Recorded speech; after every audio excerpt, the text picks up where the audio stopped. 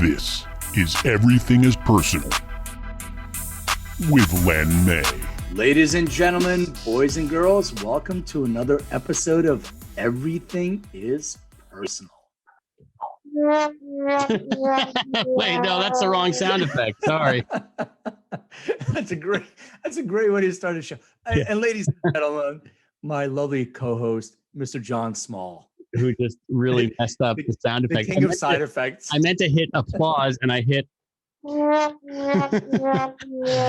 right. That's all right. How it started. Exactly. Thank you. All right. Well, anyway, hi everybody. Welcome. Yes, and we're excited because we have a great guest with us. So I want to try to introduce our guest, and then you can jump in and help with the introduction. But so our guest today is an actor, an accomplished musician. Would I say a host, a DJ? Oh yeah. A OG cannabis consultant. I hate the word bud tender, as we share that hatred for that word as well, and a cannabis activist. So, Mr. Rob Ruckus, welcome to the show. Chiba, y'all. I don't get the trombone. No. You're too cool for the trombone, man. You get the chiba, y'all. So Rob, did I miss anything in the intro about the many hats that you wear? Only other one I could think of is writer. I write for Vegas Cannabis magazine. Shit, you know what? I had writer in the intro, and I totally skipped over. I knew you did that, and I missed that. So I apologize. I do a lot. I don't expect anybody to keep it all. I have a hard time keeping up with it all. So let me tell our audience a little bit of background and history of how we know each other, and then maybe you can tell people. I have a bunch of questions for you too, but before I even do that, I understand you had some surgery, so I want to see how you doing, how you feeling, what was that all about before you even jump into it. Feeling much better. It was almost 2 weeks ago now. Hernia surgery, man. So no big deal. I've been screaming in punk rock bands for 35 years. So you can blow out the walls in that stomach and your intestines start coming through it. Wow. It's like you got to fix that. So I had to go get it taken care of. Doctor did me right. Only thing, I'm a former opiate addict. So, during the recovery, I didn't want to deal with the pills. So instead of that, I put cannabis oil instead. Well, it's a good thing that you had access to cannabis and you know where to get it. So that's cool. Definitely.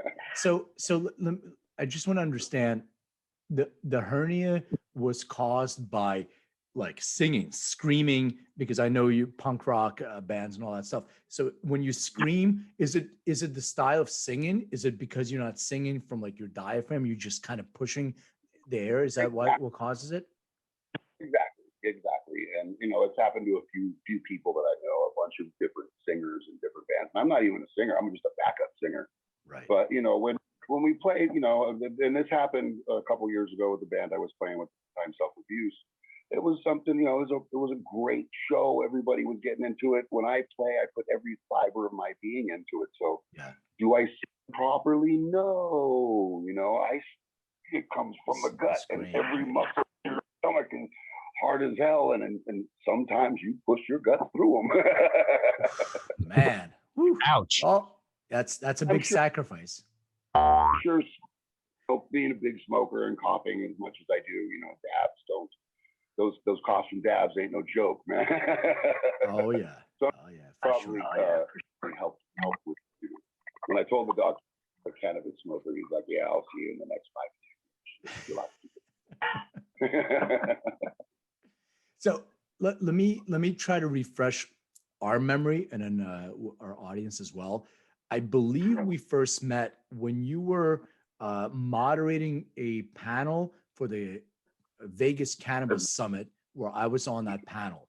And by the way, you did a great job. I really, really enjoyed that. It was super memorable for me because not only did you moderate the panel, but you also interjected a lot of your own, thoughts and opinions in that panel. And I think afterwards, Mike the chef, I don't want to, if anybody knows Mike the chef, I don't want to, there's probably more than one Mike the chef, so I don't want to throw him under the bus, but he also had this water that was like mycelium psilocybin water.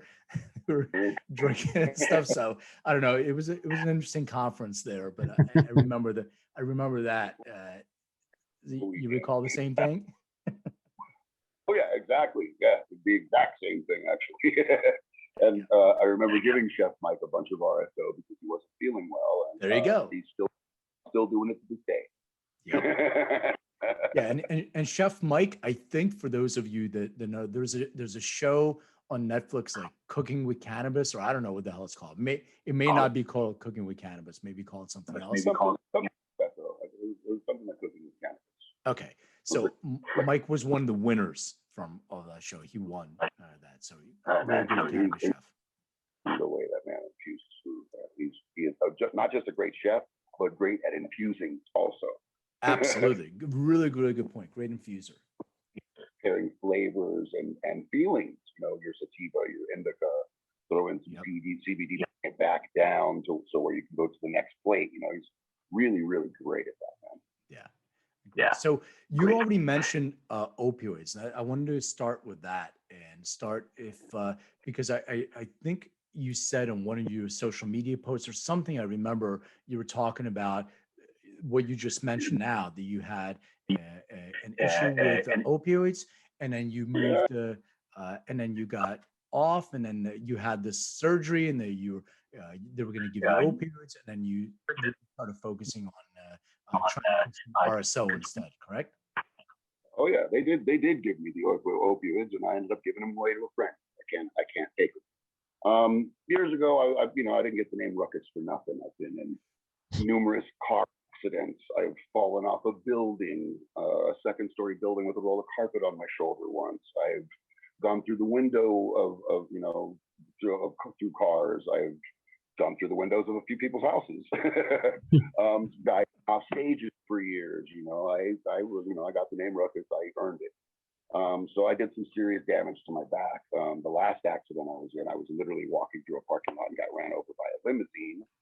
Since it was a limousine in Las Vegas, the lawyers were like, "Oh, big time money here. Let's send them to every specialist and every doctor we can." Well, they had me going to 4 different specialists. Every one of them was maxing me out on opiates. And it wasn't like go to the pharmacy and get this shit. It was like, here's the bottle. So this was, 10, 15 years ago when this was happening, they would just give you as much opiates as they could give you. And I ended up falling for it. I became, a total addict, and just realized that wasn't the road I wanted to be on. Around the same time, I lost a couple really good friends. My roommate of 20 years, Doug Fry, my drummer of 20 years, Gary Wright, both passed away with a year to the day to each other from cancer. So I'm wanting to get off of this opiates. My friends are dying from cancer. My other friend's daughter was born with cancer. So I started studying what do I got to do? What do I got to do? How do I stop this? How do I stop all my friends dying? And all my research kept going back to the endocannabinoid system. Feed the endocannabinoid system, the immune system gets strong, it takes care of itself. But it also taught me that it's the best anti-inflammatory in the world, that it's the best painkiller in the world. It's the best sedative in the world to keep, while I was going through the recovery, I was doing half a gram in the morning, half a gram at night. So I'm doing a full gram of RSO a day, which I don't recommend to average people to do that because it'll knock you out. But that's what I was going for. That's what I needed. I needed to be knocked out for a week so I could move. Right. So as I'm doing all this research, everything kept coming back to endocannabinoid system. So I dove headfirst into RSO. I started making it for my friends. I started making it for my mother. I started making it for my brothers and sisters. I've been using it for damn near 10 years now. Before we had dispensaries out here, I had to make it myself. Right. Now luckily I can go to dispensaries.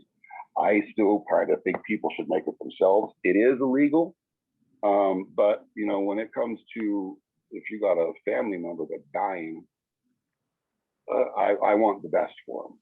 What's in the dispensaries isn't necessarily the best. It's great medicine, but what they're using is the trim of the bud. They're not using the actual bud. You know, when I make my own, I'll use 7 different kinds of indica buds. You know, so one's going to have more myrcene, one's going to have more caryophyllene, one's going to have more linalool. You get 7 different ones, and you're going to get the best of all of that put together. You know, you're getting a full spectrum. So, you know, that's where I'm at with that. Is it illegal though? Isn't Nevada legal and you can cultivate your own if you want or no? But home extraction is illegal. Home extraction is legal? Even if you use like ethanol extraction, if you have alcohol and making butter is illegal. Really? Yeah, and the reason behind it, I understand the reasoning behind it. It was a kind of give and take, because there are more explosions and fires from kids using butane trying to make in their garage and blowing up the house than there are for meth labs nowadays. Yeah, that's true. If you're using volatile BHO, you're right. But I was thinking like if you're just using ethanol extraction, under one big umbrella, home extraction period. Yeah. They're like, you know, you got a dispensary across the street. You don't need to make your own cookies. You don't need to make your own chatter. It's available across the street. Yeah. Well. So, you know, I kind of understand it, but like I said, you know, they're not using the best of the best. So, you know, the better you put in, the better you get out. Right. And the medicines that they're making over there, which I consider to be the most important medicine, RSO, cannabis oil, you know, they're not using the best to make it. But it's still a very, very great medicine. I've seen miraculous changes in people. You know, tumors disappear. I've seen, you know, opiate addicts like myself, but hundreds of other ones. Because I've been working at Inyo Fine Cannabis Dispensary for, you know, since it opened, so about 5 years now. So I've seen so many people come through there and their lives change, and not just them, the people around them. Yeah, I had this one family came in. They had I think she was like 6-7-year-old little girl with epilepsy, and they realized RSO made those seizures stop. But what about when she's at school? What about when, you know, she's at school and she feels it coming on? She can't just pull out a syringe and squirt it on her finger and eat it. So we're like, what can we do to help her? She can't take a cookie. What if one of the other good kids takes it and something, you know, and got high? We're not looking for that. So what I came up with her is we mixed it with honey. Mixed it with raw local honey. You used to be able to get honey sticks in the dispensaries. I don't know if you still can. I don't have them at my place, but it was literally honey in a little straw, and you just crimp both ends of it, and you know, crimp both ends of it. So all she got to do is just bite the end off, suck down the honey stick. She got the medicine and she's good. 2 weeks later, mom comes in just crying. It happened yesterday and it worked. Thank you so much. Oh my God. The kids didn't make fun of her because she had a seizure in class. The teacher didn't look at her weird because she had a seizure in class. Nothing happened. She just sucked down that thing and was fine. So it's amazing the things I get to see over there. So for our audience, what is RSO? RSO, okay, also known as FICO, also known as RSO, also known as Rick Simpson oil. It's essentially just the oil of the plant. We use alcohol, you know, either ethanol, isopropyl. Rick Simpson himself was using naphtha, but we don't have to do that anymore. There's better stuff to do it with now. But it's basically you extract the oil off the plant. So you're taking out all the plant matter, all the fats, all the lipids, all the chlorophylls, and it's just the oil of the plant. So the concentrated oil of the plant. So whereas, say, you go buy a bud at a dispensary, it's going to be around 20 to 25% THC. Where you just take just the oil off of that plant, it's going to be like 90% THC. And you're getting concentrated cannabinoids also. So when they say, you know, cannabis cures cancer, not smoking it, it's the oil from it that's feeding the endocannabinoid system, which is feeding the immune system. Right. The immune system is strong and goes after the bad cells and destroys them, other than chemo or radiation that's going to target an area and destroy all the good cells and bad cells in that area. Right. So, do you prefer Rob or do you prefer Ruckus? Either one. Either one. I go by either one. When people see you, your friend, when they see you, they say Ruckus, right? A lot of them, yeah. Yeah. Some just say Rob, some say Ruckus. Most say Ruckus. Where did you grow up, and how was your childhood? Vegas, man. Real Vegas. You know, I'm a Vegas kid. I don't know. Shit. Got a tattoo on my arms. Well, I grew up originally from 1 to 9 years old in Long Beach, California. Moved out here in 1979. So from age of 9 years old till I'm 51 now, I've been out here in Vegas. Wonderful place to grow up. Wonderful, amazing place to grow up. It was the Wild West, man. We had a big, huge desert just to go roam around and do whatever we wanted in. Ride bikes, make bombs, smoke pot, hook up with girls, It was, Did you say make bombs? Did I hear you say that right? I think you said drop bombs. We make bombs up, it was a big desert. Why not go blow something up and watch it explode? It was fun. And some more than likely worked at a construction site. So, out of the dirt here, it's caliche, man. It's clay. It's hard as rock. It has to be blown out. So there was lots of dynamite and stuff like that laying around construction sites that young 14, 15-year-old kids could go pick up. That's funny. Fun with in the desert. And then, we take a generator and 300 kids and a big piece of carpet and a couple halogen lights out in the middle of the desert too, and have bands play. There'd be 300 kids, underage kids out in the middle of the desert and bands playing from all over the world. Literally everywhere in the world played out there. Corrosion of Conformity played out there. White Zombie played out. Rob Zombie played out there. Everybody played out there. It's Coachella before Coachella. Exactly. Burning Man before Burning Man. Yeah, well, they don't have bands in Burning Man. I don't think like live bands. They have. Maybe you're right. Yeah, but we were So I just wanted to kind of continue with the history. The reason why I was reminded of you again is I was watching a show on Hulu, I think, called Bad Ink. And I'm like, wait a second. I know this dude. He's co-hosting this Bad Ink tattoo show. So how did that even come about? Me and the guy on the show, Dirk, we were in a band together called the Vermin for 22 years. Vampire Blues is my favorite Vermin song. Right on. That's actually a song that it was a really fast song. We slowed it down and I sang it. But thank you. But we were in a band together for like 20 years. He got the calls from Sharp Entertainment. Hey, we want to do a TV show about you. And I literally just went down there just to go watch because my friends get to do a TV show. I'm gonna go watch. And I was just talking so much shit with them while they were doing the sizzle reel. They're like, he needs to be on this too, because we have.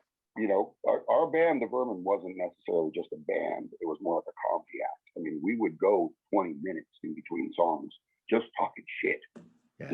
Talking shit to the audience, talking shit to the club, talking shit about everything. That was our fun. We were a comedy act of the band. So we had a banter that went back and forth seamlessly because, we've been doing it for 20 years. And then, it got picked up by A&E, which is like the third largest network in the world. So it's in 18 different languages. Literally, hearing myself in Portuguese is hysterical. Especially the people that got my voice. For those of people who don't know the show, can you tell a little bit about it? What is that show? Yeah, so basically it was me and this other guy Dirk. We go up and down Las Vegas Strip or around Las Vegas, kind of spotlighting different cool spots in Las Vegas, and found people that had bad tattoos.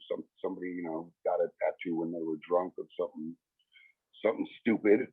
and or a boyfriend got a girlfriend's name, or something stupid like that. There was lots of bad ink out there. And then I'd pull the story out of them, basically. What were you thinking? What were you drinking?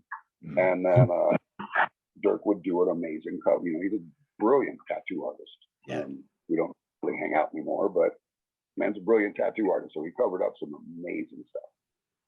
Oh, you guys had a falling out? Yeah, just after the show ended, things just kind of went. I'm not sure what happened, but we're not speaking. Sure. You wanna give him a call? Let's see if we can get you guys together on the show. Yeah. Good ink. Yeah. Yeah, maybe you guys can get matching tattoos and make up. You have any room left anywhere? Oh, I still got a little bit of room. I still got a guy door that. Yes, I thought it was great. I really liked the show. I thought not only the tattoo stuff, because there's a lot of cover-up shows. There's a lot of kind of bad ink without using that same name, but your guys' banter, like the actual, that was so entertaining. It was so different from the other shows. I really enjoyed that. That was really funny. It was a lot of fun. It was absolutely a lot of fun, and it's amazing too because it gave me a platform too.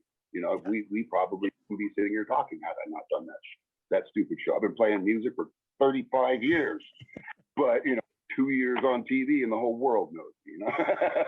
It's TV. We'll do it.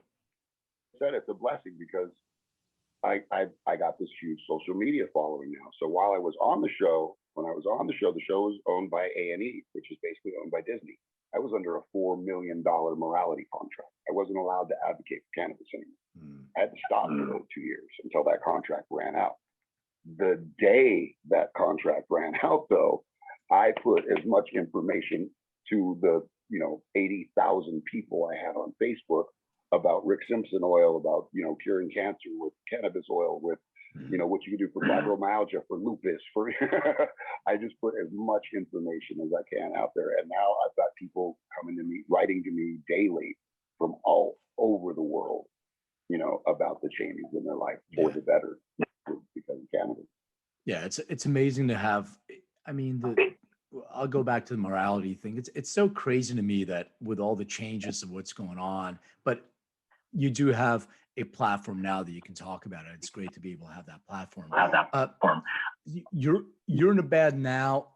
Oh, you're wearing a shirt. What is it called? Souvenirs? Yeah,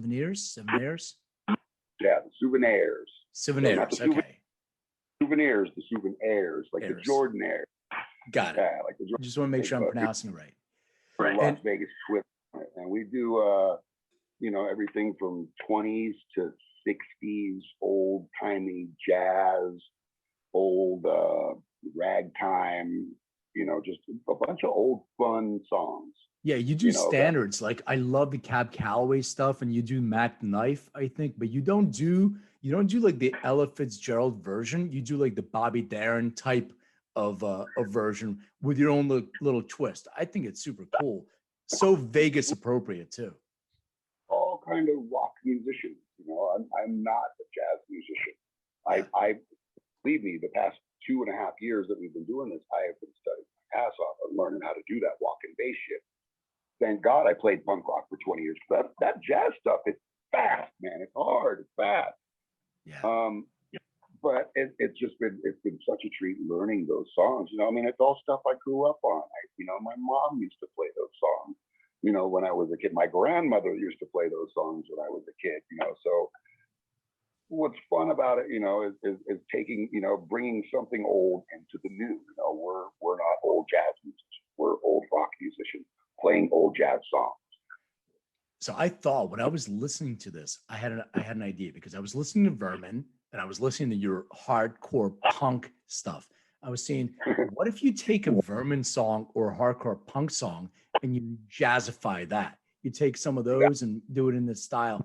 It'd be so interesting, so cool. A guy named Richard Cheese and Lounge Against the Machine. He did that. Lounge Against the Machine. That's Lounge right. Against the Machine. Yep. That's true. Richard Cheese. I love that. I think it's super cool idea. I'm sure at some point though we'll end up finding one of those old punk rock songs that we'll So there was one song that I was listening to when I was going through your catalog. It's called "It's Raining," and Yeah, so there's a girl on there. I mean, such a beautiful voice. Oh my God, great song. amazing. So that little girl is the one that I told you about that was born with cancer. No way. She never had chemo. She never had radiation. All she had was cannabis oil. She's now 16 years old with that voice. That's why we did. That's the most amazing thing about being able to do this. You know, I mean, I don't know how to say it. I saved this little girl, this little precious, amazing little girl's life, and look what she grew up into. This amazing singer, man. I mean, and she's only 16. Cool. She's just getting started, man. Yeah, 16, right? That's awesome. I can't wait what that kid does in the next 10 years. Yeah, she was that song really, like, it really connected to me. I was listening to her sing, and it was really, really great song. And now you have a story behind that. Fabulous. So amazing kid. So first patient. He was patient number one. Really? That's a great success story. So I wanted to talk to you a little bit more about this, because you brought up the morality clause, and also you've been in the industry for a long time. I wanted to kind of get your perspective on where we are today versus where we were, 10, 15 years ago. And it's kind of mind blowing, because I've been in the industry for a long time. It's mind blowing where we are. We still have a ways to go, but man, I mean, like, people, we were just mentioning Elon Musk. He gets on Saturday SNL and he says, "I smoked weed." And it's like, wait a second. It's like a normal conversation. You would never think that anybody would have this conversation unless it's like a stupid joke. Oh, you're a stoner kind of thing. But now it's prevalent there. So I want to get your thoughts about this. It still amazes me. I have a card from the state of Nevada that says it's okay for me to sell weed. That still freaks me out. I still, when I leave work, the job that I've had for 5 years, I still kind of look over my shoulder when I leave there. I mean, a cop drives by, I still, I can't turn off, 50 years of being afraid of the police. Oh yeah. And I've been telling my whole life, I'll say it, yes, I was a criminal. My whole, 20s, 30s, 40s, I've sold weed my whole life, so it's amazing now that I get to do it legally. And what is so amazing now too is getting to see these older people coming in, getting to see the elderly come in and get the relief and get that relief and see that relief on their face when they come back, like, oh my God, man, my hip has been hurting for the past 7 years, but now I can walk again because of you, and it was not because of me, but because of, what the products that are available to them. It's just, it's mind blowing. It's mind blowing. It's amazing. Again, there is still a long way to go. It's especially out here in Nevada, there's still nowhere legally for tourists to go smoke. There's no smoking lounges or anything like that. So there's still, people can still get busted for walking down the street smoking a joint because they have nowhere else they can go do it. But the fact that they can go to a dispensary, or that the fact that they can sit in their living room, go on their phone, order weed to the door, It's amazing. is an amazing thing. Man. Especially from what it used to be. Oh yeah, where you'd have to, for sure. and hope he showed up sometime in the next 3 days. And it wasn't garbage that he showed up with. Stems and seeds. Yep. I got you. Stick seedman. Is your passion more music, acting? Like, where do you see yourself sort of in the next 5 to 10 years? I like entertaining. I don't care what it is, whether it be acting, whether it be playing. I mean, I'm not going to stop playing music. Right. Even during the Bad Ink, I was still playing in 3 different bands at the time. Is bass and guitar more of your instrument? Like, what do you play? Yeah, I'm a bass player. Yeah, been playing the bass for 20. I mean, I do play guitar. Like I if I'm sitting around at home, I'm playing guitar. But if I'm with a band, I can. Got it. All right. So you ready for your 3 questions? Hit me. All right. All right, get ready. So please describe your first experience with cannabis. First experience. I would have to say I don't actually remember, but I can guarantee I know where it came from. It came from Dad's sock drawer. You know, I mean, I grew up from coming from Long Beach out to here. You know, I mean, half my family's Mexican, the other side's white. The white side was all a bunch of hippies. So there was always weed around as growing up. You know, it was something that was just always around. So I can guarantee, I'm not sure. I can tell you the first time I smoked. First time I smoked, I as a kid, I had asthma. I was an asthmatic as a kid. Instead of going to the hospital, my dad would take a hit off the sativa joint, blow up my lungs. I'd cough for a minute or two. Cannabis being a natural bronchial expectorant, helps that stuff and opens up the bronchi. You know, so instead of going to the hospital, he would take a joint and blow a couple hits in my lungs. So yeah, actually, I started when I was 4. Beautiful. I love it. we don't advocate kids consuming cannabis, but you make your own decisions. Not like that. I don't, I wouldn't advocate doing that nowadays, but to redo, if it is a kid like the one I was talking about earlier, little Ruby, if she hadn't used that oil, and that was the thing. Thankfully, George Knapp, the news guy out here, helped us out with. He found out about what we did with that little girl. Yeah. He found out that we cured her cancer. It was while I was doing Bad Ink, and I couldn't advocate. He found out. He got a hold of me. He's like, "Ruckus, hey, I know you cured this little girl. Let's take this to the people and let them know." I'm like, "I can't, George. I'm under this contract." He goes, "I'll blur your face. We'll change your voice. We'll cover your tattoos. Nobody will ever know it's you." So we did this thing. I showed him how to make it. I made the oil right in front of them. We showed the little girl's tumor shrink and disappear, through the scans. And 4 days later, they made it where children could get medical marijuana cards in the state of Nevada.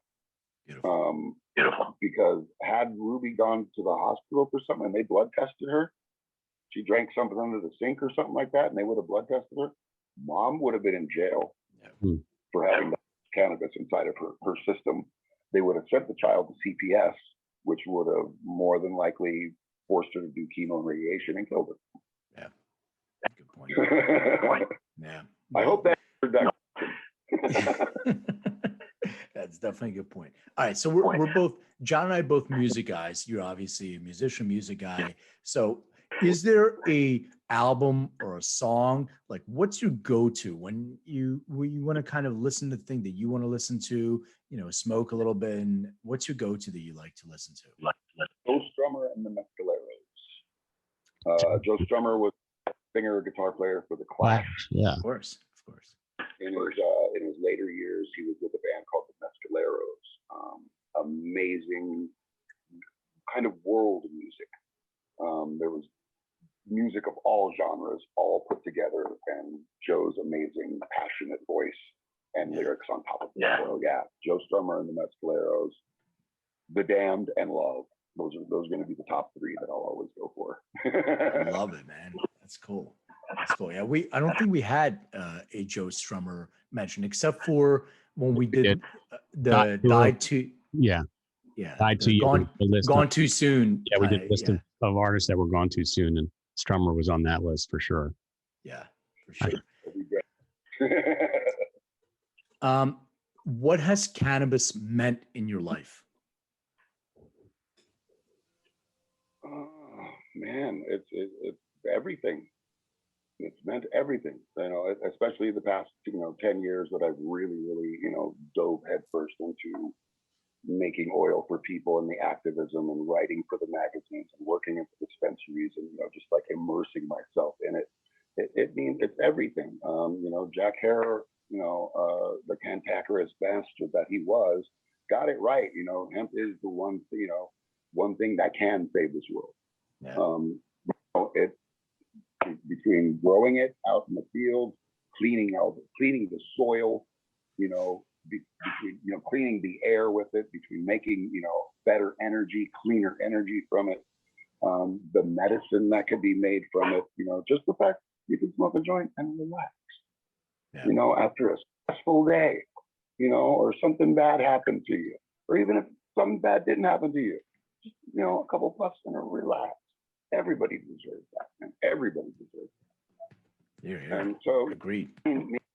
Everything to me, and I thank you guys for giving me this chance to do this, because I love giving this knowledge as often as possible, so we can get rid of that stigma that's been behind this for so many years, that this is, the devil's weed, and we're going to go rape the white women and listen to jazz music now.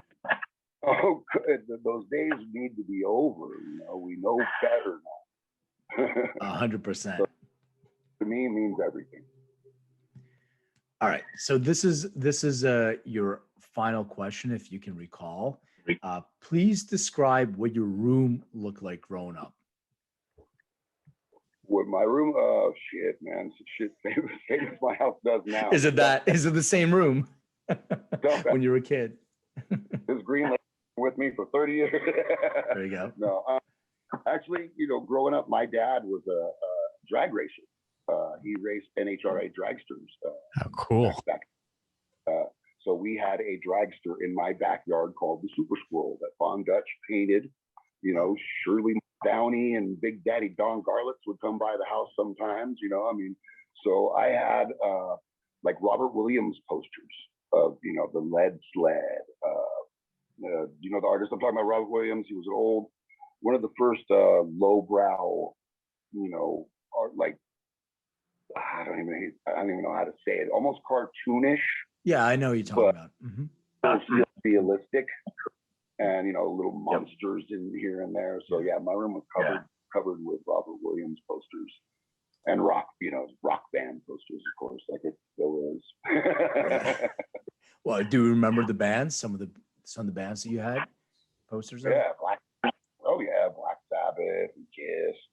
Elvis was always a big one for me. That's a really small kid. Like I remember the day he died, man. Mom came over next door, and me and Paul were listening to some records, and she's like, Elvis died. We just sat there crying. So, oh yeah, big music fan through my entire life, man. Yep, us too. Yep. Where can people find out more about you, or contact you on social, or where do you want them to go to? In the world to find, just put Rob Ruckus in Google.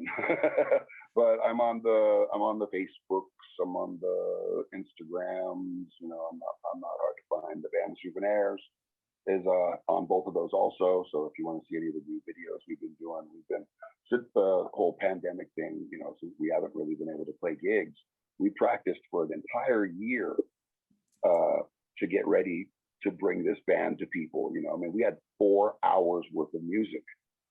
So we were ready to go do the conventions and go do play some hotels and casinos and shit. We were planning on making some money. Yep. We had a 4-hour set, of jazz standards and stuff, ready to go. And we played our first gig at Golden Tiki, and then the next day everything shut down.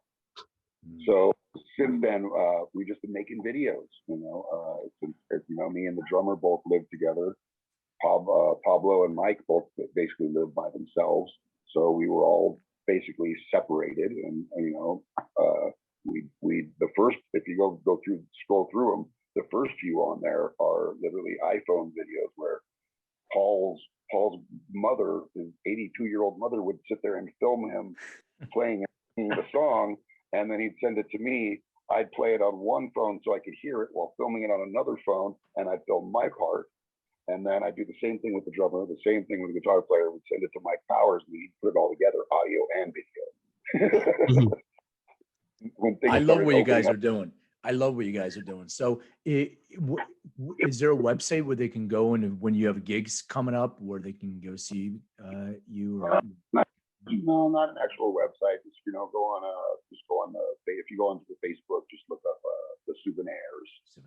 Or like I said, look me up, and I always the same stuff that's going on there is going on my page too. Got it.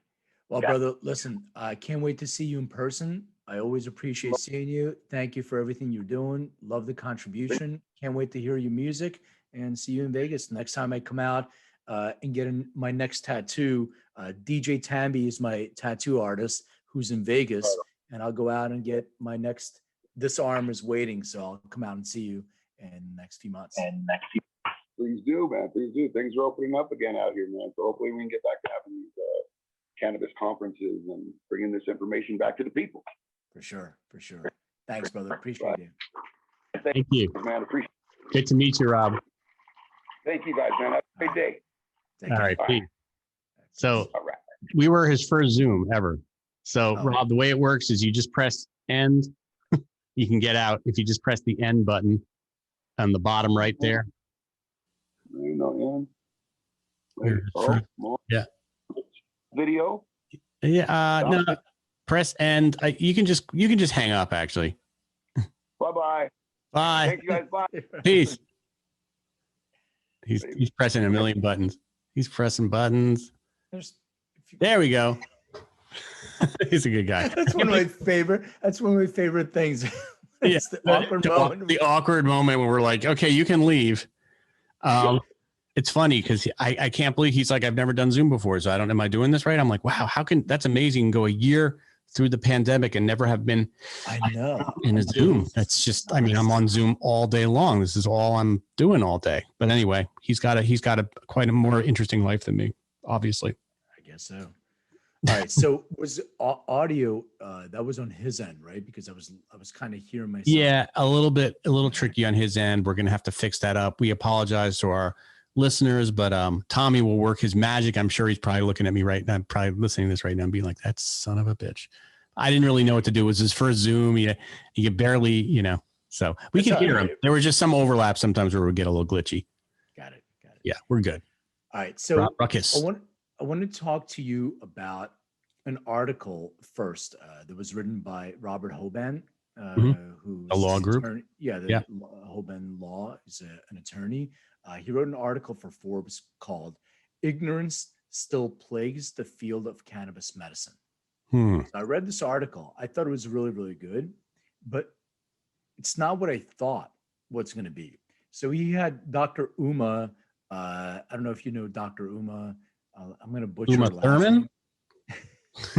That's all I had to. Yes, Dr. Uma Thurman. I didn't know she was in cannabis now. Yeah, she got her doctorate during Kill Bill when she was in there. But Dr. Uma Dhanabalan, I think that's how you pronounce her name. She's a great healthcare professional, MD, worked a lot in the cannabis space. She does a lot for Athletes for Care, all this other stuff. But he was interviewing. It was an article about this whole stigma thing. But the stigma, the angle that she was taking is basically because she's a healthcare professional, and she's saying that, and he was saying that people still misunderstand the endocannabinoid system. They misunderstand that cannabis causes negative impact in the world. That's basically the statement that the medical community is coming out and saying. She was saying no, and here's some evidence and proof. So this is the stigma. The stigma is that she got a letter from her insurance company, a notice saying that they will not renew her insurance. That's crazy. Yeah. So it's this new stigma. This is the interesting part because I went through the same thing, not being a doctor, but I got contacted by an insurance company. They're saying, you're paying too much for your insurance, which we are. We have D&O insurance. We have so many different policies. And we're not even in the cannabis space. We don't touch the plant. Your company, Endocanna. Yeah. Yeah. Endocanna Health with corporate policies for everything. And we have shareholders. We have to have directors insurance, director and officer insurance, all the web insurance, you name it. Where it's like, we pay so much for insurance, and we didn't realize that it was difficult to find. We didn't realize that it was more expensive than regular insurance. Like if you were an accounting firm and you have to get D&O insurance, they'll pay much less than our insurance. Wow. I never thought about it because we pay more for credit card processing and Yeah. everything else. So this guy reached out and he was like, oh, I can get you, cheaper policies. I was like, great. So he went out, and then it took him a couple months, and I came back and he's like, no, sorry, you may want to keep your policies. I'm like, what do you mean? He's like, the companies, insurance companies, they won't insure you. So this is the new way of getting the stigma and getting control of the industry is these other industries, not just banking. We're familiar with banking. We know you were talking about, I just got off the phone with somebody from another cannabis law firm, Garden Spoon and Garden, anyway, Estee Lauder. Garden Water Fertilizer, that one.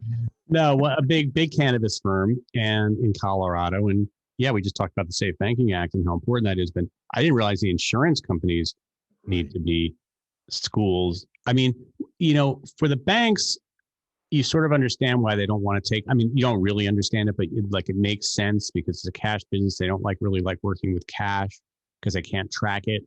But with insurance companies, what is it about health insurance companies and just in generally insurance companies that would make them not be interested in the cannabis industry? It's just more money for them. I don't get it. Yeah, well, it's more money for the banks too, but okay, the banks, and you can talk about it because you just spoke to somebody, but if it's federally illegal yet, right, they can get fined and FDIC, you can't, they have FDIC, federal insurance for the bank. So if you're not able to federally insure that money, then, the bank has a liability on their books. Kind of understand insurance. So different types of insurance. So if it's a healthcare professional like Dr. Uma, who treats patients with cannabis, is she exposing herself? Because insurance companies are all actuarial scientists, right? So basically you put in, it's all about data. You put in, here's the age and all this stuff, and they spit out, okay, this is within our risk tolerance, this outside our risk tolerance. So a physician who's operating in a legal state, who's recommending cannabis as an alternative, is more of a risk of liability than a doctor who prescribes opioids. And how many people die of opioids a year versus how many people die of cannabis a year?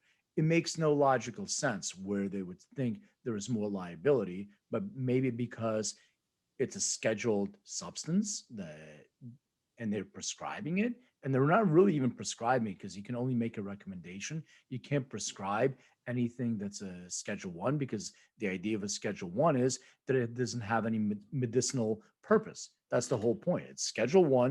That there's no medical benefits to this. So you're prescribing something or recommending something that in turn says no medical benefits, even though the federal government is sponsoring all kinds of studies, grows their own cannabis, has a patent on cannabis for as a neuroprotectant, et cetera.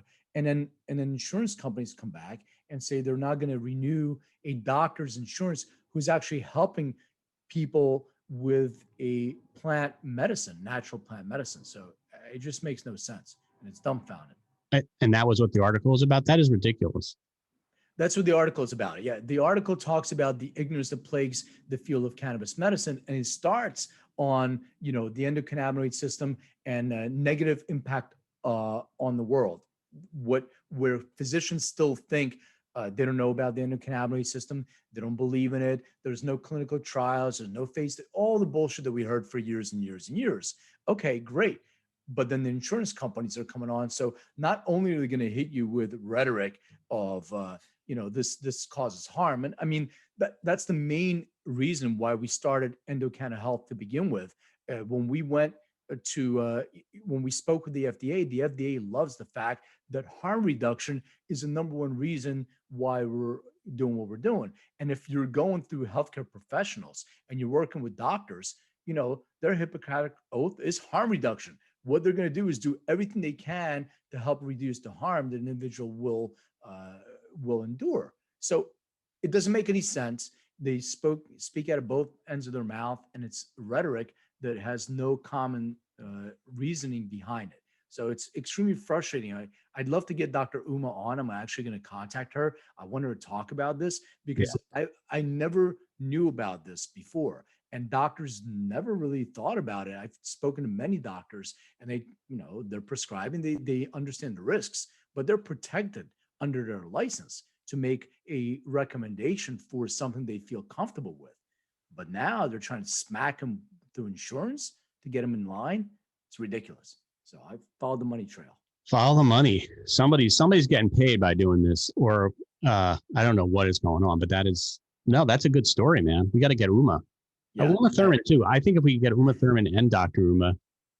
Remember that David Letterman at the Oscars? Uma, Oprah, Uma. Remember that? Yeah. You want to make that introduction? I think let's. Can you know anybody who knows Uma Thurman? I'll get Uma. I'll get Dr. Uma. I know her father. Her father is really big in meditation and Buddhism, and I don't know him, but I've seen his name, and he's written some books, and he's probably easy to get to. So you get to the dad. You kind of warm up the dad, and then you drop the bomb. You're like, by the way, you didn't get me an Uma interview. Now I haven't seen Uma Thurman in a movie in about 10 or 15 years, so I don't even know if she acts anymore. Does she? I think she's been in something. I don't know, but we can IMDb her. We'll find it out. Yeah, do the LA thing. I'll just IMDb her. That's just IMDb her. Is he a TM guy? Her dad? He's more of a Buddhist guy. He leads. Robert Thurman is a It wouldn't help if I say I was a part of the David Lynch Foundation and were you? I didn't even know that about you. He's part of the Zongkahapa Professor of Indo-Tibetan Buddhist Studies at Columbia University, my old job. So all right. Yeah, we have similar jobs. That's interesting though that he has a kid named Uma, another kid named Gandon, and a kid named Deccan and Gandalf. Yeah. No, Gandalf? And Bob. There's Bob Thurman. There's always a Bob. There's always a Bob. He's got Uma, Taya, Gandon, and Bob. Anyway, he's so we'll get to Robert. Anybody knows Robert, we'll get to him, and then we'll get to Ooms. Yeah, well, that's the goal. All right, let's switch gears and talk about something. So before we get into Elon, and I want to talk about that, I've gotten feedback from our podcast that people want us to talk a little more about ADD. Okay. So, wait, what? So this is. Sorry, I was just Earl. That's Earl, right? So two guys with ADD talking about it with each other is a little scary. No, because that's part of what the show is about, and we sort of we work through just being an ADD person, I thought it was enough, but they want us to cover it a little bit more. So I thought maybe what I'll do is I'll profile a person with ADD, for next few shows. So I was doing research, and it's such an irony that Elon Musk hosted Saturday Night Live, because that was not my research. I was researching other people, but I can't. So my profile is Michael Phelps, but I'll tell you how the segue of Elon Musk. So Michael Phelps was diagnosed with ADD at age 9, and they tried to put him all kinds of drugs, and his mom got him into swimming, and she just said, swim. And what happened was he developed concentration and discipline through swimming. And because, once again, for the audience that didn't hear this before, what happens with people with ADD, we all have a form of ADD, right? Especially in this world, you have environmental ADD. Everybody's trying to get your attention. That's why, ads have to hit you 7, 8, 9 times for it to really sink in. You're always going, but really people that have been diagnosed, the idea is that you have a depletion of dopamine. You're always looking for the next squirt of dopamine. And you can hyper focus when you're getting that. So it's sort of like feeding the teat of dopamine. The video games do that too. They'll create certain video games to continually excrete dopamine, because you have, when dopamine is excreted, there's a reuptake process. It goes back in, excretes, and reuptakes. So when you take like SSRIs, they inhibit the reuptake of serotonin, which is your like love and feel good molecule. And this is the same thing of dopamine. So if you have a depletion of dopamine, you're always looking for that new dopamine. I guess Michael Phelps was getting it from swimming. And when it took swimming away. Yeah. Yeah. You got that swimming. And when he stopped swimming, he had to smoke weed, I think, to get it back. And that's when he started losing his endorsements and all that stuff. But the funny thing is, going back to the weed thing, the guy won 22 Olympic gold medals, more than any freaking athlete ever in the history of Olympics. And the guy is at a party with a bong or something like that, and they started like pointing out, oh, look at him, he's a stoner. Right. What happened to the 22 medals that he won? That went away? Yeah, are they up in smoke? No, I mean, it's kind of crazy. And then you get Elon Musk, who's a billionaire, and he smokes on the Joe Rogan show, and some investors are threatened about taking their money out of the company. And I mean, the stock went down. Yeah, the stock went down for like a minute. I mean, honestly, it didn't. In fact, he referenced it in his monologue. So it's obviously something that he's kind of proud of and wears as a little bit of badge of honor. Yeah, he talked about his tweet of 69 days is 420 in his monologue. Right. I thought it was funny. Yeah, that was funny. I mean, what did we think about? All right, well, we're talking about AD&D, and then we'll get on to No. Let's go.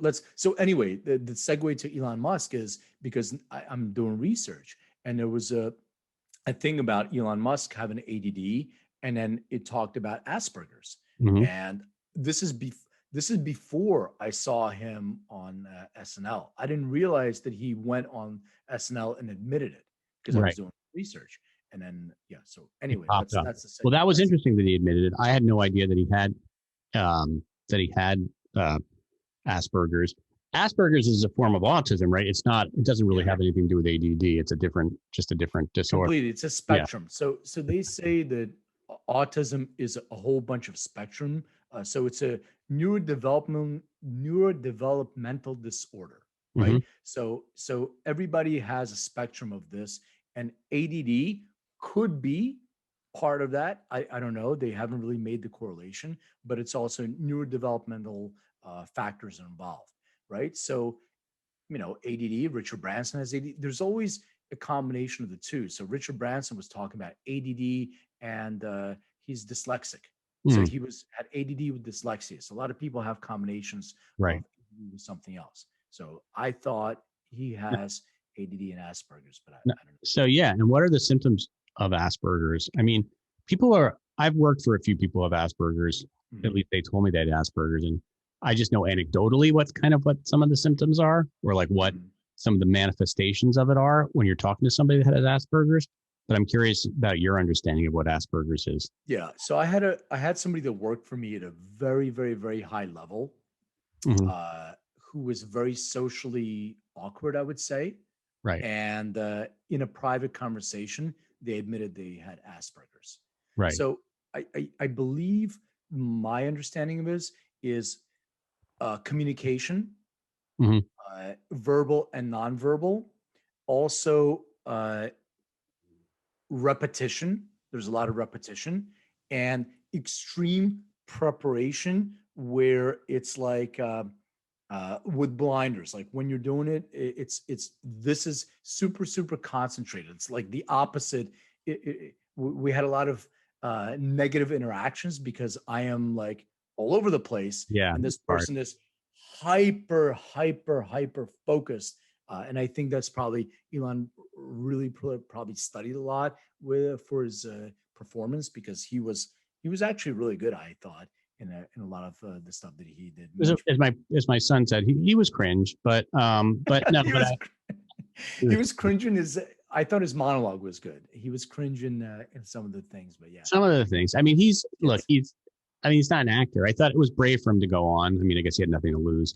I tell you something about Elon Musk. He's like headline gold. I work at Entrepreneur, and literally if we put Elon Musk in any form of a story, it'll be like the number one story of that day. Like there's just something, people are fascinated with Elon Musk, and whether you love him or hate him, he's very, I guess, polarizing, but also people have a real fascination. He's sort of like a modern day Steve Jobs. He's just everybody's interested in him and what he's, and, you know, with good reason. Interesting side story. My wife worked for Elon Musk. I don't know if I ever told you this. She was his personal chef. And one day they were up in his estate in Bel Air, and he pulled up in a car, and he said, "Diane, I just bought a company." And then she said, "Really?" And he said, "Yeah, I want to come out. I want to show you what I bought." And she went out, and he's like, "This is called the Tesla." It's like, I love these cars so much that I bought the company. And she's like, "Oh, silly Elon." And had she just invested then? Yes. Yeah, that was when he was a different Elon, because he was married and he had triplets twice. First time they had triplets, and they tried to have kids again, and they had triplets again. So they had two triplets, two sets of triplets. But yeah, so she said she didn't remember him being, you know, without getting too personal, but she didn't remember him being quite like Asperger's in the way that he was showing it on the show. But I think he was also very nervous. So it probably was more like prevalent when you're really nervous like that. And he's really like focused in. Oh, he was super nervous. Yeah. Yeah. So I dated Elon's one of his nannies. Mhm. He had multiple nannies for the kids. And she used to say, "I have no evidence of this whatsoever. So Elon, if you're listening," which would be wonderful if you are, but just in case somebody shares this with you, the way that she described it to me is that he had these Sound of Music type of things where there would be like a party or something else, and he would get the kids to come down and perform, and then he would shoo them away. So that's all I know. There was not a lot of interaction with the kids. It was all through nannies. So Right. So what did you think of his performance? I didn't think it was that great. I was impressed that he did it. I mean, I don't even impressed is the word. I thought, wow, you know, he does have these kind of social issues, social interaction issues. So it was kind of cool that he was able to kind of go on there and make a point of it. I like Elon Musk. I know that he gets a lot of hate. I like the guy. I admire what he's done. He makes some stupid decisions, but now it kind of makes sense, like the way he acts on Twitter, and but now that we know a little bit more about his mental state, we realize that he doesn't always have the social cues that he gets, that we people who don't have Asperger's understand. He doesn't always pick up, right? That's a lot of things with autism. They don't pick up social cues. They don't react in ways that we're used to. But I thought it was good. The best bit was the thing that they did about Wario. That was funny. Instead of Mario, the Wario character, and he did a good job on that. I loved Murder Dirter. Yeah, well, that was funny. I didn't really think that. Of course, you're gonna like that because that's all like about Billy. I mean, I can't believe you don't watch that show. I was like, that show is so good. We're talking about, for our listeners at home, we're talking about Mayor of Easttown, which is this great, unbelievable virtuoso performance by Kate Winslet. And it takes place in your freaking hood. I mean, I will watch it. Here's the reason why I didn't watch it. First of all, I'm watching really stupid TV right now, as I shared with you. Yes. Something funny, because I'm in the middle of we're doing a Series B raise for. Okay, so you're stressed. So I am so hyper focused. Plus, I'm leaving on vacation, so I've been for the first time. And warning, it's not light watching. That was funny, that skit, but the show itself is actually pretty heavy, and it involves the murder of, you know, a girl that's like around your daughter's age. So it's pretty exactly. It's pretty intense. That's why I wasn't ready for it when I saw the previews, and I was like, oh, the bike in the water and the girl murdered. The girl. I was just like, I don't like that part. But I mean, whatever. Who likes that? But it's a great murder mystery. I'd love to talk to you about who we think did it. I think I already know in the 4 episodes. I will watch it. I promise I'll watch it, and we'll go. Murder Dirter. But it is funny. I hadn't even noticed that. I guess everybody was so impressed that Kate Winslet caught water right, that she said water. How do you say water? Water. They were so impressed that she got water right that they were like, just give her an Emmy. I mean, that's it. Philly's so interesting because the accent, like I still have a Philly accent here, but I don't have it the same as I did when I lived in Philly. I think it's less, or maybe not. But but the way that people talk, there's a whole lexicon, a whole dictionary of Philly speak. So you can say, first of all, it's the ordering process when you go get a cheesesteak, whiz with, whiz without, Yeah, whiz with. Whiz is just an odd thing to put Whiz. on anything because it's just, it's not really. Is it cheese whiz? That's what they're talking about? Cheese whiz, yeah. But it's whiz with, whiz without. Whiz. Yeah. Whiz with. Okay, you're trying to teach me Philly? I'll teach you New York. Yeah, I know New York. Philly and isn't it weird that like they're so close to each other? They're only like 2 hours from each other, Philly and New York. And yet like they totally like weird different accents. Oh yeah, chocolate in New York and chocolate in Philly. Yeah, like what is that? And I guess because back in the day there was a big difference between New York and Philadelphia. That was like a huge horse ride away. that was a day's trip. And there were different English people arriving in different places. I guess. I don't know. Who knows? I love the accents. Is fascinating to me. But it's how they learn, right? So you had the Quakers and you had the original Billy Penn and all William Penn stuff, and that's who settled in Pennsylvania. Right, the Dutch. Pennsylvania Dutch. Maybe it was a Dutch, yeah. Yeah. So they had a different dialogue than New York was more of the British settlers that settled from. And then you get the Italians that come in, and you get the Irish. Everybody's got a different way of they talk. Yeah, but Philly. A couple other things like Philly. So one of the things all right, they'll say Jeet, no Jew. I'm like, who are you calling a Jew? But it's did you eat? No, did you? No Jew. No Jew. No Jew. There's in Annie Hall back when there is that part where he's like, I distinctly heard him say Jew, the Jew. He said, no, he said Jew, Jewy. Must have been a Philly guy that he was talking about. Exactly. It was a Philly guy. Very paranoid about that. He said Jewy. That's funny. Well, yeah, we're going to talk about that show. I promise to watch it. Yeah, but I don't want you to get depressed. I told my mother to watch it, and she's like, why'd you make me watch it? So I couldn't sleep all night. I was like, sorry, Mom. I'm not going to get depressed. I'll be fine. Okay. I'll be fine. So yeah, I wanted to start. I know we're kind of wrapping up, and I have a who you heard or who you heard. Have you heard? But I wanted to start something that we can do when I get back. Maybe you'll pick a page, and I'll randomly go to a page in my book, and we'll talk about something that's in my book. Okay. Well, first I got to get your book. I'm on the waiting list, and I think because I know you think because a guy knows a guy that knows a guy, they can get a copy of this damn book. I'm going to send you. So right now, I have the advanced reader copy of the book. Wow. So I can get you it's got this advanced ARC mark. So I'll get you one of those. Okay. If you want. I'm excited to read it. We're going to talk. It's nice that we can pick a book and I could just be like, boom, and just put my finger on it. But I also kind of want to talk to you a little bit about why you wrote the book. Well, I got questions for you. And I'm putting you on my podcast on Great Entrepreneurs. So you're not getting away that easy. But for your own podcast, and I know you're very modest about bragging about this book and stuff, but I think people are interested, man. People are interested. Yeah. I think people are. I think I need to do a better job of utilizing. I don't like to use this platform to myself or a business or anything like that. You know what? It's okay. You're talking about yourself. That the book is about you. It's not weird. Doesn't feel like an infomercial. Believe me, as your friend and business, whatever I am, you're a client. I will advise you that this is not weird. Like this doesn't feel heavy-handed. But anyway, let the listeners decide. Okay, let the listeners decide. Yeah. But I will. So before I leave, which is tomorrow, tonight, I will drop a copy of the advanced reader copy of Making Cannabis Personal. Thank you. I can't wait. I will read it. And I know I didn't read it when it was in first draft because I'm a bastard, but I will read it now that it's in a hardcover book.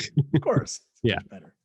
And it's got a picture on the back, so that's good. And it's got plenty of pictures in the middle of the book too. So it's not a lot of pages. So it'll probably take you a couple hours. That's it. Right. Okay. I'm excited.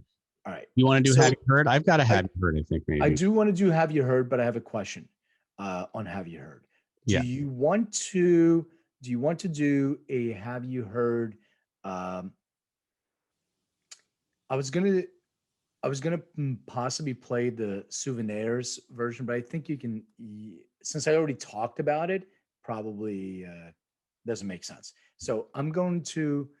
We have to play souvenirs music during the show. I'm gonna have Tommy. Well, I think I was gonna say that's what I was gonna say. I think Tommy will add it in anyway because I already talked about it. But I love that, Tommy, if you're listening, which I know you will be. It's Raining is that's the one we're putting in. Yeah. Yeah, this girl, and that's the girl that. That's an amazing story that it was the same girl that his life he saved. It's a Great beautiful song, by Yeah. the way. It's she did such a good job, and yeah, it's amazing. All right, so you want to do yours first, or you want me to do mine first? You can always go first, but like.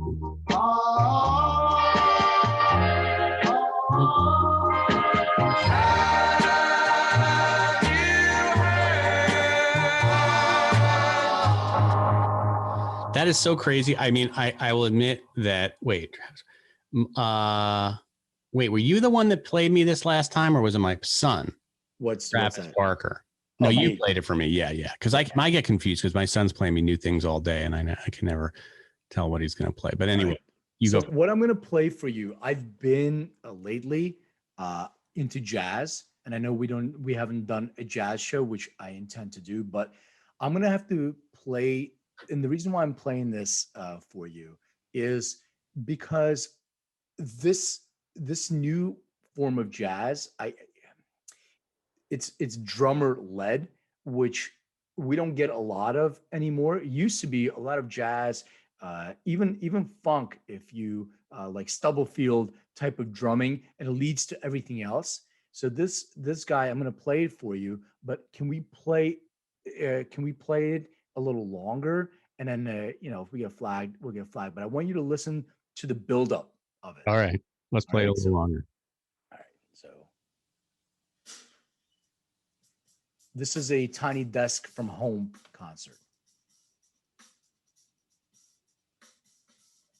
I don't know if you've ever watched a Tiny Desk, but I love Tiny Desk, but they had to do it from home because of COVID.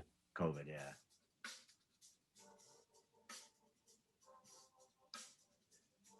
I feel like it's coming through your computer. Are you not hearing it? No, but it's coming through your computer. Do the thing where you share with a.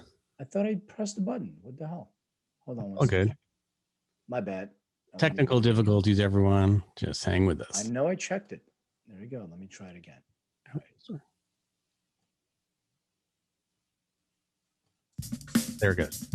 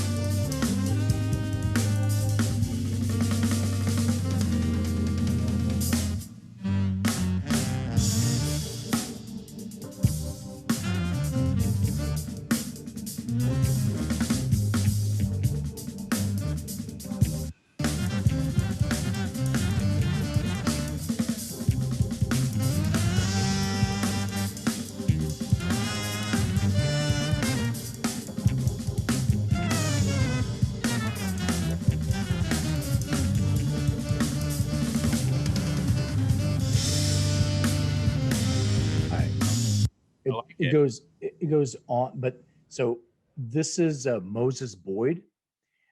It's his tiny desk. This song specifically is called "Stranger Than Fiction." He's a British jazz drummer. I think he's an incredible jazz drummer. For sure. I mean, just and the band is so tight. But this song, like, it goes on for like 8 minutes, so I only played like 3 minutes of it. Or you're right. The beat is it's almost like a jungle beat. That's cool. What I'm saying. That's exactly it. Like it's such a like a jungle beat, and the way he plays the drums and the way he puts it all together, it's super, super cool. So he's a young guy. He's a British, born in 91. So I don't know how old he is, but he's been on a bunch of different people's albums, but he's got a couple of his own. So I highly recommend for anybody that's into like fusion jazz or whatever you call it, electronic jazz. Super, super, super cool music and great musicians. And if you watch A Tiny Desk, there is so much back and forth between the players. It's super, super cool to watch. So highly recommend. I love it. Now, my son failed me because he was supposed to email me the thing that he played me this morning on the way to getting his COVID tested. I was like, I got to play this for Len today. And I'm just so upset right now with him. And I just feel like if you have a kid, this is what you have to look forward to. They're just disappointing in so many ways. By the way, you know, I'm reading with one eye Wikipedia on Moses Boyd. Yeah. And it says when it describes his musical style, he's known from blending musical genres, jazz, creates various new subgenres. He has been performing in new jazz, fusion, and incorporating elements of grime. Oh, grime is a thing now. Yeah, grime. I like grime. I love grime. Is a cool name. All right, I'm going to play you this thing. The thing is, it was last week I had said, you know, there's this thing my daughter's listening to now that I think that I kind of like secretly. And now I've decided, you probably know her, but I'm going to play it anyway. Here we go. Oh, and if this plays an ad, you son of a fucking, excuse me. Freaking ads. Okay.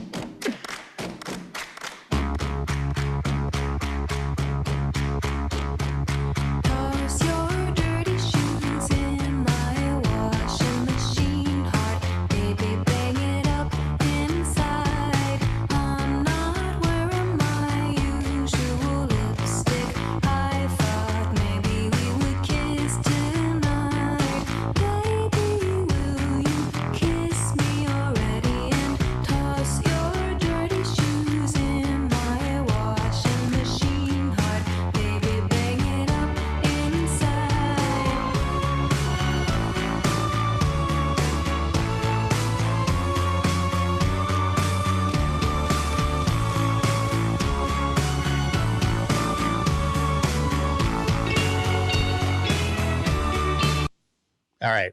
I don't know. Do you like her? Do you like Mitski? I think my daughter played this for me before once. You're not sure.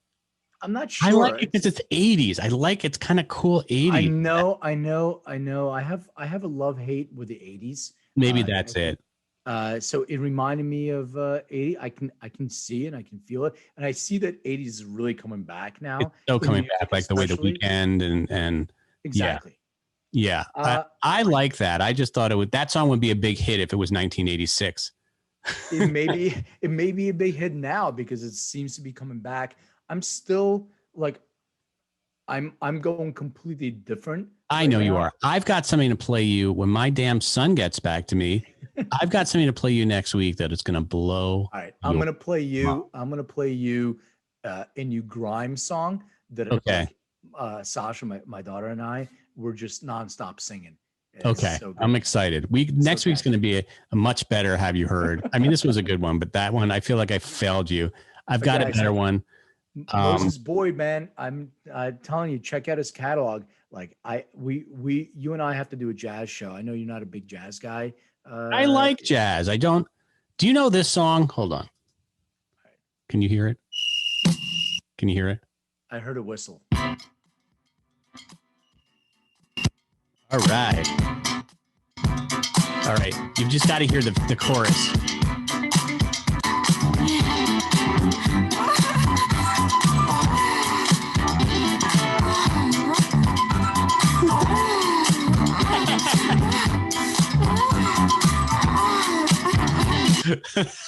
Did you hear the moaning in that song? I love it. That moaning is a song that was sampled by the Beastie Boys many times. Oh yeah. It's called Jeanette Lady Day, Come Let Me Love You. Isn't there another one that they didn't? There was a house song with that moaning, isn't it? With the moaning? I don't know. That might be the most moany song that I've ever heard. No, Little Louis Vega. Oh, Doesn't he have a moaning song? All right, we'll do it. I don't want to hear. Yeah, we're going to do the best moaning songs. Put it on the list. Put on our list the best moaning song. All right. Well, listen, you have a great trip. Hold on. Best songs that actually have sexual sound. Yeah, sex sounds in them. Yeah. Okay, I know a few of those. And then we can just play maybe like I made a couple. Yeah. Yeah, exactly. Maybe did you make a few mixes with I don't know if I want to hear those. All right. Where are you going? I mean, we by the time this airs, you'll have been back. So I'm going to Maui, Hawaii. Wowie. By yourself? No, well, I'm going with my daughter. Oh, what a good dad. My daughter decided she wants to go with me, so that's pretty cool. I've never been to Maui. I've been to Hawaii, so yeah. I'll report back. Let me know. And cannabis isn't legal there yet, right? Or is it? It's legal for medicinal purposes. Oh, good. Okay. I have my medical card. It's a necessity for me. So yeah, Maui Wowie is a really good blend. I like it. I like some Maui Wowie. It's an original high sativa dominant hybrid. So I'm a big fan. Awesome. All right. Well, have a wonderful trip. Thanks, brother. Appreciate it. Peace. All right.